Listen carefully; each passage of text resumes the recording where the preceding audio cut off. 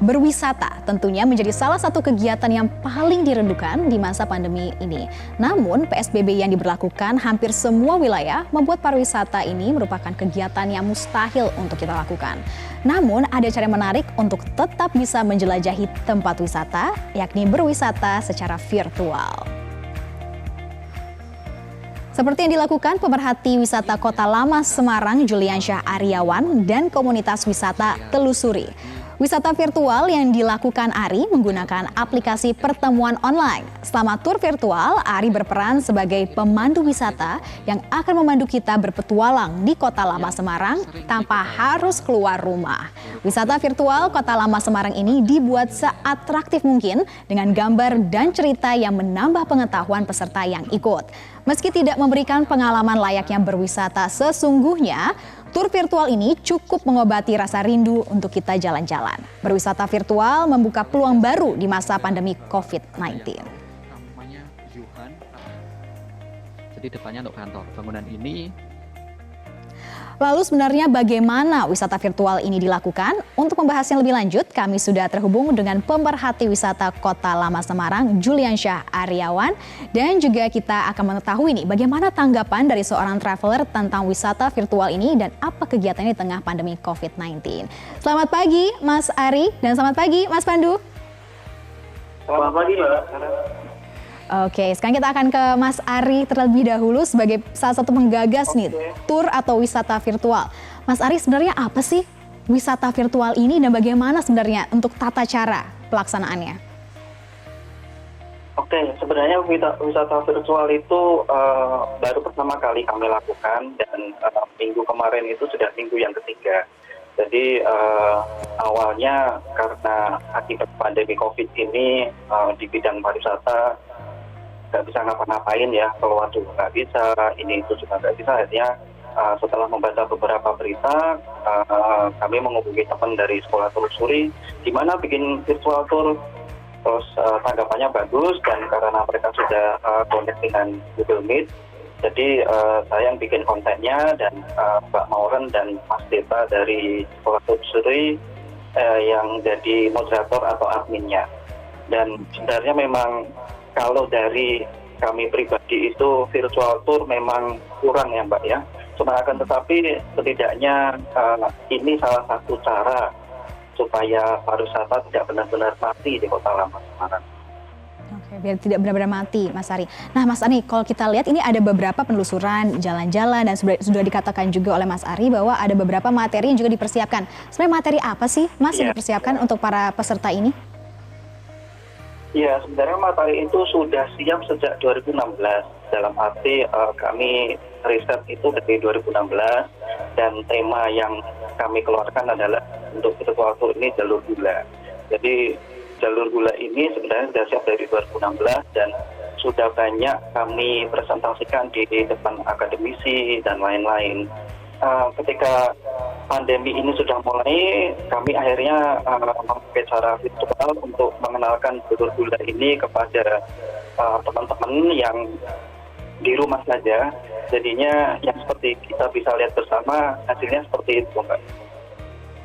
Oke, dan untuk pesertanya Mas Ari, ini dari mana saja dan berapa jumlahnya? Kan sudah 3 kali dilakukan. Ya. Jadi begini, yang pertama itu kami membuat konten dulu.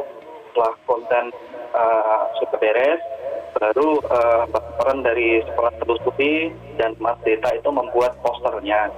Poster itu akan kami sebarkan ke teman-teman, baik itu yang ada di Semarang maupun yang ada di luar kota. Bahkan sebenarnya kami, karena ini temanya, karena virtual tour ini tematik ya, jadi kami menyasar para akademisi. Nah, jadi kebanyakan memang pesertanya para akademisi. Oke, untuk respon atau antusiasme dari para peserta itu seperti apa sejauh ini, Mas Ari?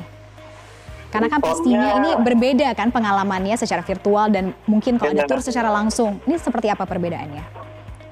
Ya benar, kami memang baru 3 kali ini ya, dan kami membatasi satu sesi itu hanya untuk 40 orang dan hanya maksimal 1,5 jam. Kenapa 1,5 jam? Karena kami menyadari kalau peserta kami ini banyak mahasiswanya, jadi kami berpikir kuota mereka pasti tidak akan se-unlimited yang lain punya.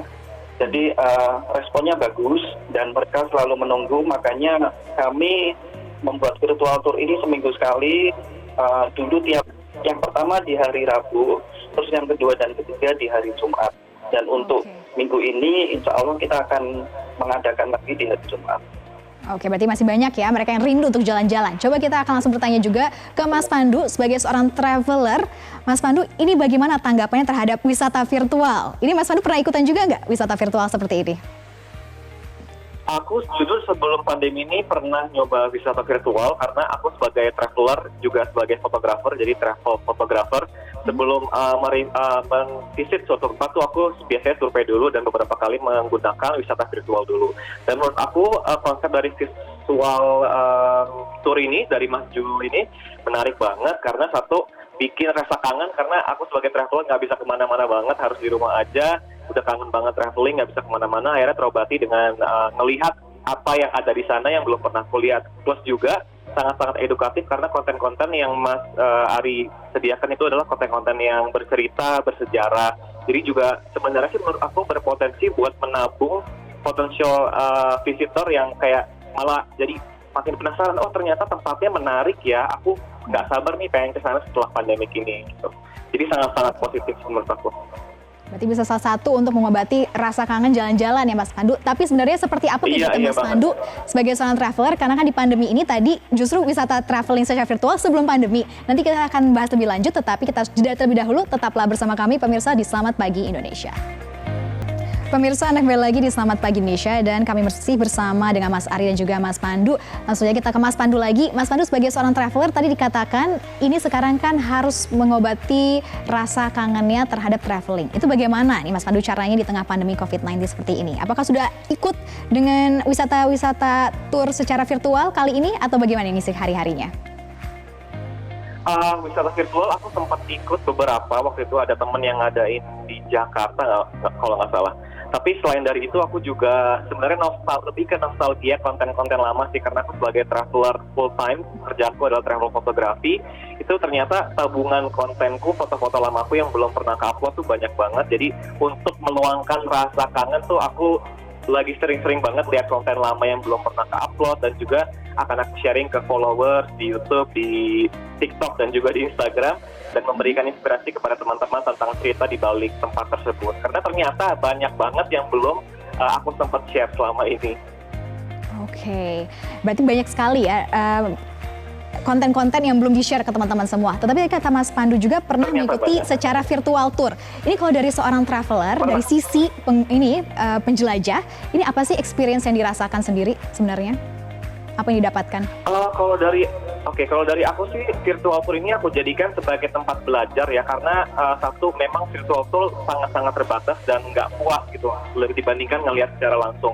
Lebih aku jadikan untuk belajar, seperti tadi kontennya Mas Juliansyah ini kan dia lebih bersejarah, bercerita, jadi lebih ke belajar dan lebih survei tempat sih. Jadi kayak pengen tahu, oh di lokasi tersebut sebagai seorang fotografer, oh ada tempat yang menarik, ada tembok-tembok yang unik. Jadi saat aku berkunjung ke sana, aku tahu apa yang aku harus shoot dan juga udah tahu cerita di balik tempat tersebut. Gitu. Oke. Jadi sebagai pemanasan ya, sebelum nanti dibuka lagi peluang untuk traveling. Betul banget ya, pemanasan. Nah coba Mas Ari, mungkin ada di luar sana yang langsung sudah kangen nih untuk jalan-jalan atau mungkin mau itu pemanasan terlebih dahulu. Ini bagaimana Mas Ari kalau misalkan mau ikutan? Apakah ada biaya yang ditetapkan untuk mereka yang mau ikutan atau seperti apa?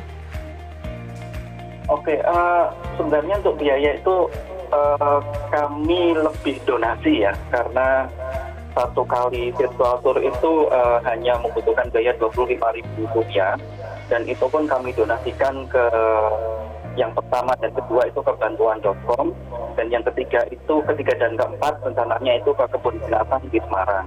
Jadi hanya 25.000 itu kita sudah berdonasi, kita sudah berkeliling ke Palama dan nanti ke Pecinang lewat virtual. Dan yang istimewa menurut kami adalah tidak semua orang punya akses masuk ke gedung kuno di Kota Lama. Dan kebetulan kami punya akses, jadi kami bisa menampilkan foto-foto di dalam gedung. Jadi kalau seumpama gedung NHM atau Bank Mandiri itu isinya seperti apa, oh ternyata isinya seperti ini. Oh ternyata NHM itu adiknya Lawang Sewu, dan itu yang hal-hal yang tidak banyak diketahui oleh masyarakat umum. Baik, berarti dengan bantuan teknologi, dengan adanya virtual tour ini tidak menutup kemungkinan mereka untuk terus berjelajah juga menambah ilmu lewat virtual tour. Baik, terima kasih Mas Ari atas penjelasannya, juga terima kasih Mas Pandu sudah bergabung bersama kami di Selamat Pagi Indonesia pagi hari ini. Pagi.